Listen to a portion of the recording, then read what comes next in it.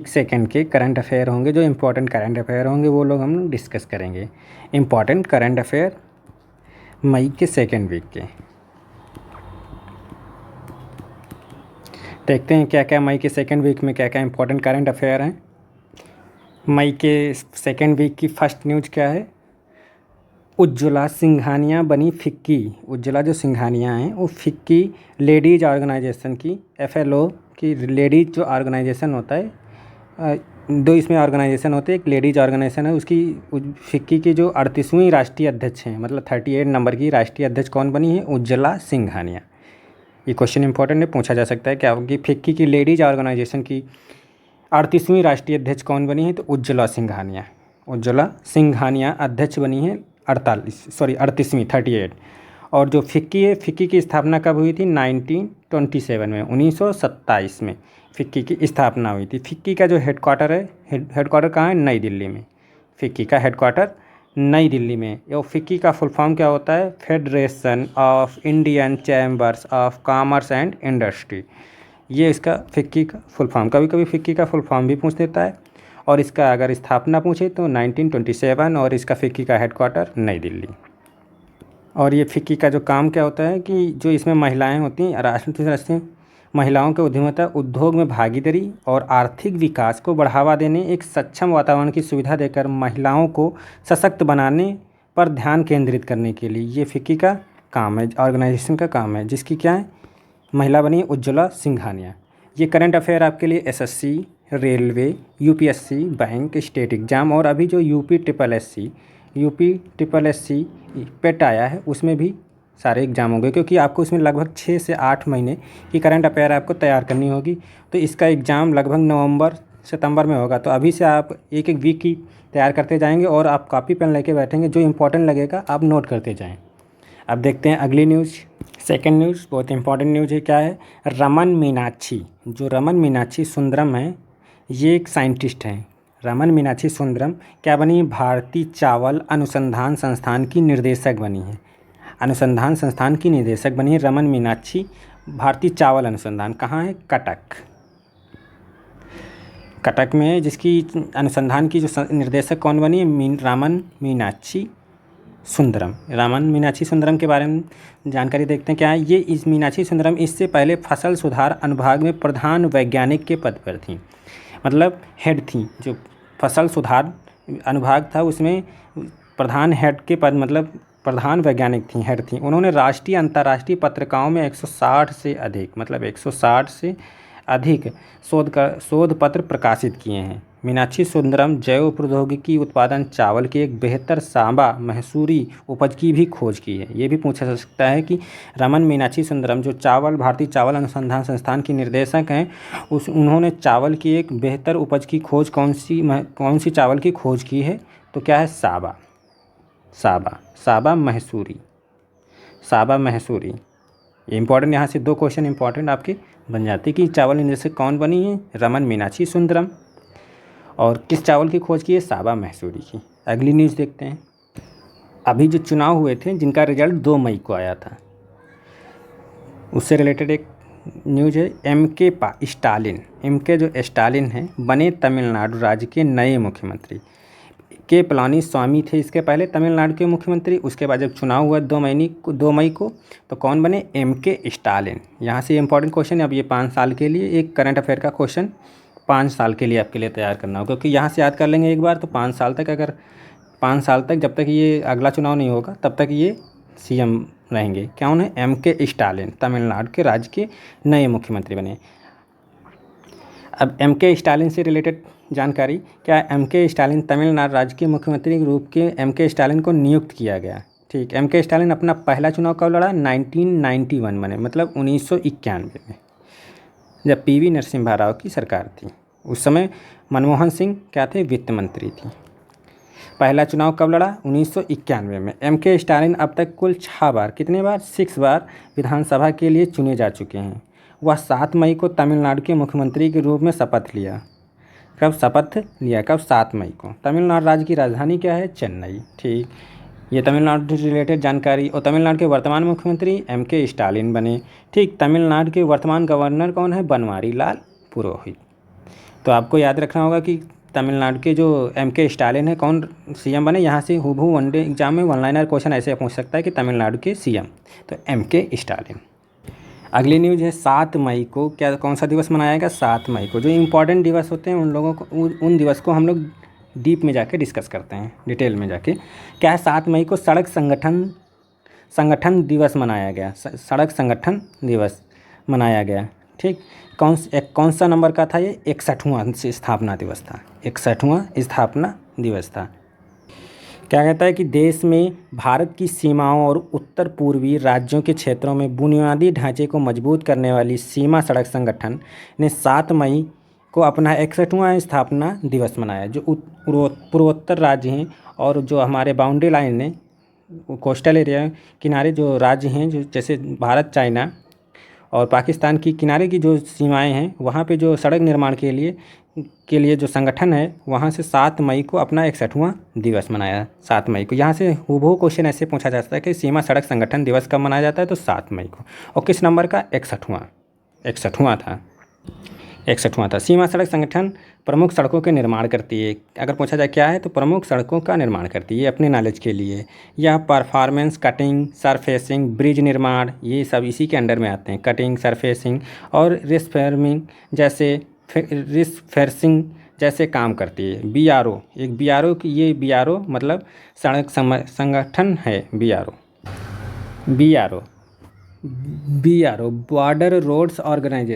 Border roads organisation, उसके जो महानिदेशक, ये इसी के अंडर में काम करता है।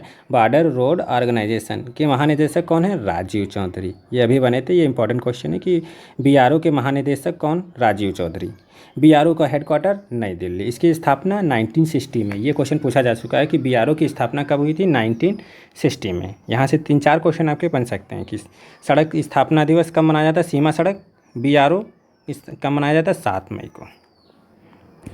अगली न्यूज़ कोरोना से रिलेटेड है। क्या है कि नेहरू जूलॉजिकल पार्क कहाँ है? हैदराबाद में। नेहरू जूलॉजिकल पार्क में एशियाई शेर जो पाए जाते हैं, एशियाई शेर वो कोरोना पॉजिटिव पाए गए। 8 एशियाई शेर कोरोना पॉजिटिव पाए गए। कहाँ? अब यहाँ से क्वेश्चन ऐसे अगर करंट का बनाएगा तो यहाँ से क्वेश्चन बनाएगा नेहरू जूलॉजिकल पार्क में कौन सा जानवर कोरोना पॉजिटिव पाया गया? तो कौन? एशियाई शेर। या फिर ऐसे पूछ देता है हिस्ट्री में जाकर कि नेहरू जूलॉजिकल पार्क कहाँ है, तो हैदराबाद में। कितने? 8 एशियाई शेर कोरोना पॉजिटिव पाए गए और लगभग वहाँ के जो कर्मचारी थे वो 25 कर्मचारी कोरोना पॉजिटिव पाए गए। RT-PCR टेस्ट के बाद नेहरू जूलॉजिकल पार्क में लगभग 25 कर्मचारी संक्रमित पाए गए।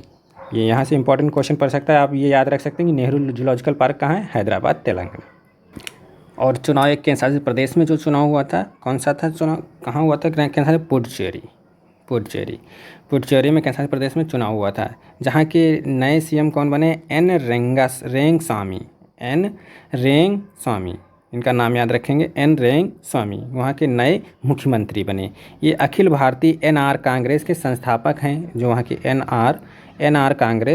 NR कांग्रेस के संस्थापक एन रेंगस्वामी ने चौथी बार केंद्र शासित प्रदेश की पुडुचेरी के मुख्यमंत्री के रूप में शपथ ली। कौन से बार? 4th बार ये वहाँ की शपथ ली, CM पद की शपथ ली। इनकी शपथ किसने दिलाई? तो एन रेंगस्वामी को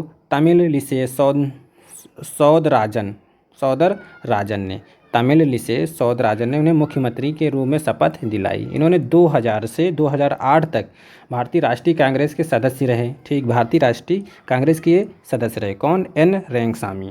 ठीक, फिर 2011 से 2016 के बीच में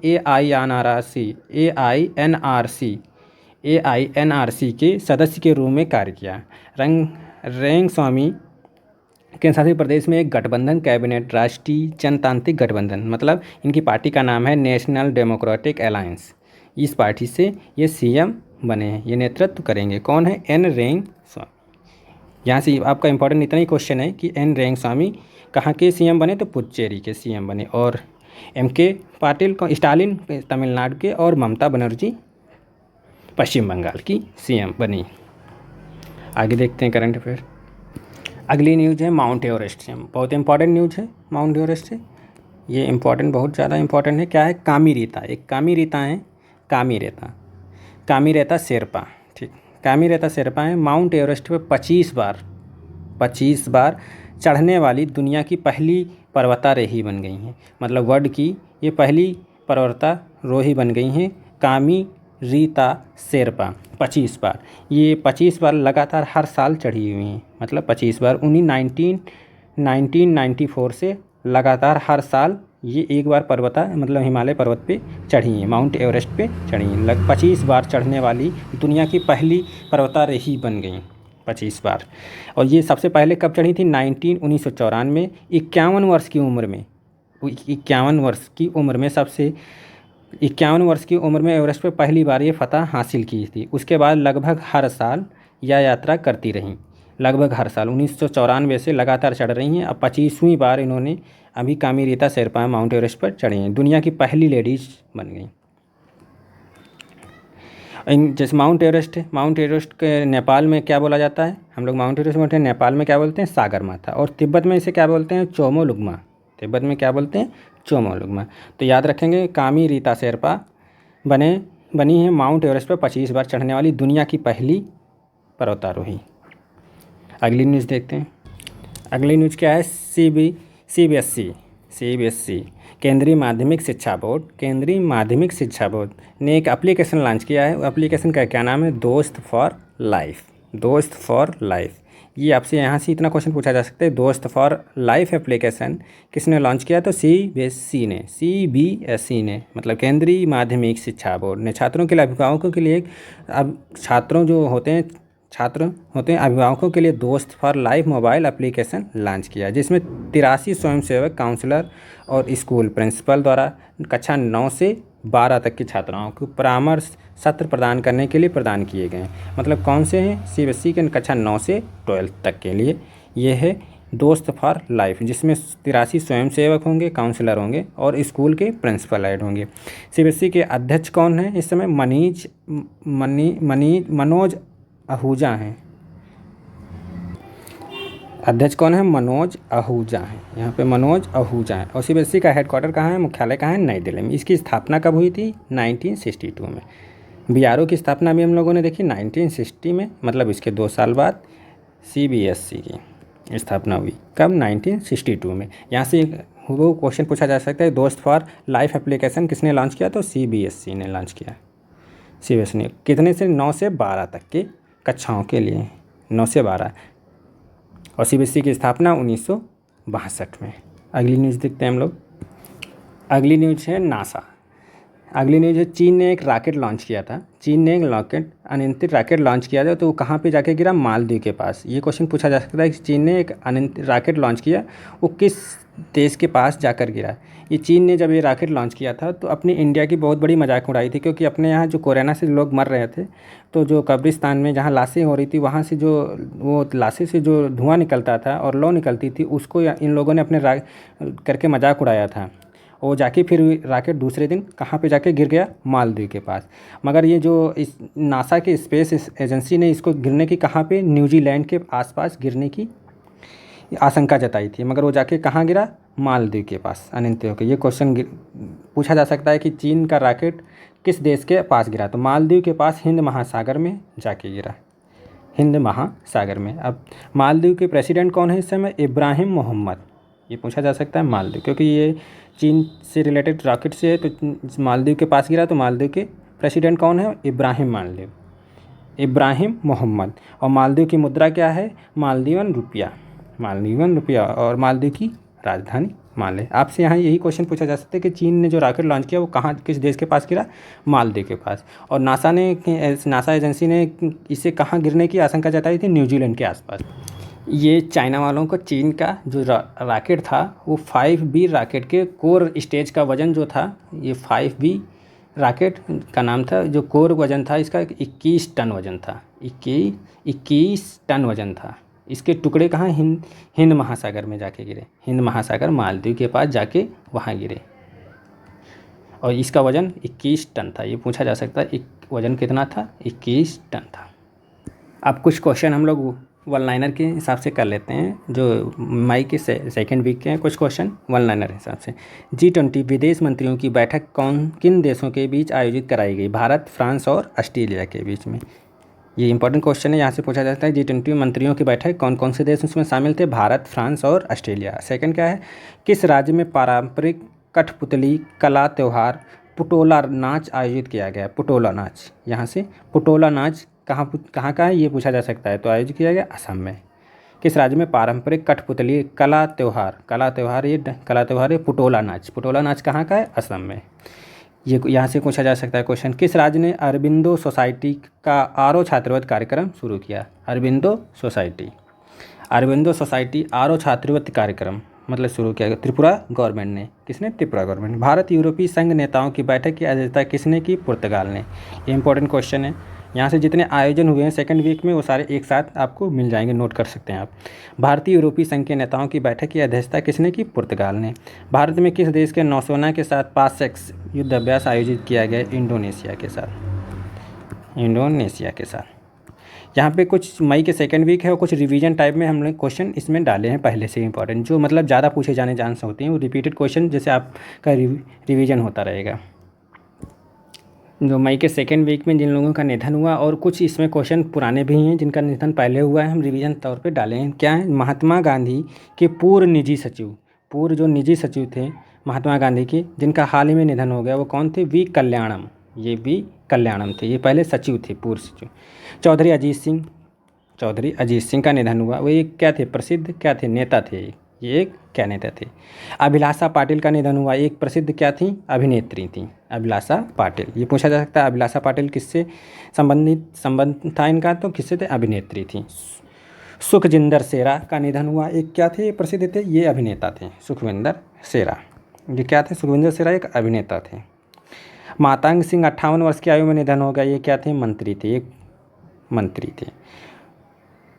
और इसमें से इम्पॉर्टेंट देखा जाए तो ये सितार वादक हैं प्रतीक चौधरी, 49 साल की आयु में निधन हुआ। ये क्या थे? ये सितार वादक। यहाँ से ये क्वेश्चन ज़्यादा इंपॉर्टेंट है, पूछे जाने की चांस है। सेकेंड वीक की इम्पॉर्टेंट बुक हैं। इसमें सारी इम्पॉर्टेंट बुक हैं, जिसमें से एक बुक ये लॉन्च बुक मतलब बंगाल 2021 एन इलेक्शन डायरी जिसने लिखी है? दीप हल्डर ने लिखी। ये सबसे इम्पॉर्टेंट बुक है। ये पूरा चुनाव का, इसमें क्या हुआ चुनाव, बंगाल चुनाव, वो पूरा इसमें डिटेल में लिखा है। सबसे हाईलाइट बुक रही है बंगाल 2021 एन इलेक्शन डायरी। के लेखक कौन है? ये आपसे बहुत इंपॉर्टेंट बुक है, दीप हल्डर ने। और life in a clock tower valley के लेखक कौन है? शकूर राथेर। ये भी इम्पॉर्टेंट बुक है। और बुक है अनदर डोजन स्टोरीज के लेखक कौन है? सत्यजीत रे। ये भी इम्पॉर्टेंट बुक है। द बेंच लेखक के कौन है? मेघन मार्कले। द बेंच के लेखक कौन है? मेघन मार्कले। एलिफेंट इन द ओम्ब के लेखक कौन है? कल्की कोचिन। जिसमें से ये बुक और ये दो मतलब Bengal and 2021 an election diary Deep Haldar और द बेंच मेघन मार्केल, ये दो बुक इम्पॉर्टेंट बुक हैं। यहाँ से ज़्यादा क्वेश्चन पूछे जाने की चांस है। सेकेंड वीक की कुछ इम्पॉर्टेंट योजनाएं हैं जो आप अलग अलग स्टेट ने अपने लॉन्च की हैं अपने राज्य में। क्या है? कौन कौन सी योजनाएं, किस राज्य की कौन सी योजनाएं? कि जैसे किस राज्य ने 2022 तक 2 लाख से अधिक नल जल कनेक्शन देने की योजना बनाई? कौन से राज्य? HP ने, हिमाचल प्रदेश। किस राज्य ने 2 लाख से अधिक नल जल कनेक्शन की योजना देने की 2022 तक 2 लाख से अधिक? तो हिमाचल प्रदेश ने। यहाँ से ये क्वेश्चन पूछा जा सकता है 2 लाख से अधिक नल जल कनेक्शन देने की योजना किसने बनाई और कब तक बनाई? 2022 तक। किसने? हिमाचल प्रदेश ने। अगला क्या है? किस राज्य के मुख्यमंत्री चिरंजीव स्वास्थ्य बीमा योजना? चिरंजीव नाम सुनकर आप साउथ के राज्य को ना क्लिक कर दें। यहाँ से चिरंजीव स्वास्थ्य बीमा हमारे राजस्थान की है। चिरंजीव स्वास्थ्य बीमा योजना कहाँ की है? राजस्थान गवर्नमेंट की। किस राज्य ने गोप बंधु समदिका स्वास्थ्य बीमा योजना लॉन्च की? उड़ीसा गवर्नमेंट ने। उड़ीसा गवर्नमेंट की मैक्सिमम योजनाएं हैं। किस राज्य की गोप बंधु समृद्धिका स्वास्थ्य बीमा योजना है? तो उड़ीसा गवर्नमेंट। किस राज्य ने कोरोना रोगियों के मुख्य स्वास्थ्य आहार योजना शुरू की? मध्य प्रदेश। मतलब कोरोना से जो पॉजिटिव होते थे उनके मुख्य जो स्वास्थ्य के जो आहार की मतलब भोजन खाने पीने के जो योजना मतलब सुविधा क्या नाम है कि जो कोरोना रोगियों के लिए मुख्य स्वास्थ्य आहार योजना के थ्रू जो उनको भोजन कराया जाता था वो किस राज्य में? प्रदेश, मध्य प्रदेश गवर्नमेंट के द्वारा। किस राज्य ने पर्वत धारा योजना की? पर्वत धारा योजना के अंतर्गत जो पर्वतारोही होते हैं उनको हिमाचल प्रदेश के जो पर्वतारोही या पर्वत धारा योजना होती जाती हैं पर्वतारोही के लिए, उनको हिमाचल गवर्नमेंट के द्वारा प्रोत्साहित किया जाता है। हिमाचल पर्वत के पर्वता धारा योजना के थ्रू, हिमाचल प्रदेश की योजना है, याद रखेंगे। पर्वता धारा योजना कहाँ की? हिमाचल प्रदेश। किस राज्य ने कोरोना रोगियों के लिए आयुर्वेदिक टेली मेडिसिन सुविधा शुरू की? तो ये टेली मेडिसिन सुविधा हरियाणा गवर्नमेंट से। यहाँ से आपकी इंपॉर्टेंट ये एक योजना है, जल कनेक्शन योजना और चिरंजीवी योजना, क्योंकि ये इसका नाम साउथ से है और ये योजना इसलिए इंपॉर्टेंट ज़्यादा पूछी जा सकती है। चिरंजीवी योजना कहाँ से है? राजस्थान से। अगले क्या है? किस राज्य ने पत्रकारों के लिए मुफ्त, जो पत्रकार होते थे उनको मुफ्त टीकाकरण अभियान शुरू किया? इंपॉर्टेंट क्वेश्चन है कि मतलब जो टीवी पत्रकार होते थे या कोई भी पत्रकार हो उसके लिए मुफ्त टीकाकरण अभियान किस राज्य ने शुरू किया? तो कैसा प्रदेश? दिल्ली ने पत्रकारों के लिए मुफ्त टीकाकरण अभियान शुरू किया। किस राज्य ने गांव में door to door screening drive शुरू किया? तो हरियाणा गवर्नमेंट ने। किस प्रोडक्शन हाउस ने यश चोपड़ा साथी पहल की शुरुआत की? तो यशराज फिल्म ने। साथी पहल की शुरुआत किसने की? यश चोपड़ा साथी पहल। यश चोपड़ा तो यशराज, यहाँ से आप क्लिक कर सकते हैं कि यश चोपड़ा साथी पहल है तो यशराज फिल्म्स ने। किस राज्य ने कोरोना काल में अनाथ बच्चों की देखभाल के लिए भरण पोषण योजना की शुरुआत की? तो मध्य प्रदेश। जो अनाथ बच्चे होते हैं उनकी भरण पोषण के लिए देखभाल के लिए किसने? कोरोना काल में तो मध्य प्रदेश ने। किसने connected commerce digital influence Bharat के लिए रोड मैप बनाया, रिपोर्ट जारी की? रोड मैप बनाना और रिपोर्ट जारी की वो कौन? नीति आयोग और मास्टर कार्ड ने। यहाँ से ये कुछ हो जाता है कि नीति आयोग और मास्टर कार्ड दोनों ने। किस राज्य की पुलिस ने कोविड वैन हेल्पलाइन शुरू की? दिल्ली। कोविड वैन, तो ये इंपॉर्टेंट क्वेश्चन है यहाँ से। किस राज्य ने MBBS के छात्रों के लिए मासिक वजीफा शुरू करने की पहल की? MBBS के छात्रों के तो जम्मू कश्मीर। किस राज्य ने? तो जम्मू कश्मीर राज्य ने। यहाँ से एक ये इंपॉर्टेंट क्वेश्चन बन जाता है, ये भी इंपॉर्टेंट। यहाँ से जितने इंपॉर्टेंट क्वेश्चन हैं आपके आप ये नोट डाउन कर सकते हैं। तो दोस्तों ये मई के सेकेंड वीक के इम्पॉर्टेंट करंट अफेयर के क्वेश्चन थे जो हम लोगों ने डिटेल में भी देखा और वन लाइनर में भी देखा, आप इस वीडियो को जितना हो सके उतना शेयर कर सकते हैं। और आपको ये वीडियो कैसा लगा कमेंट्स बॉक्स में ज़रूर बताएं। थैंक यू दोस्तों।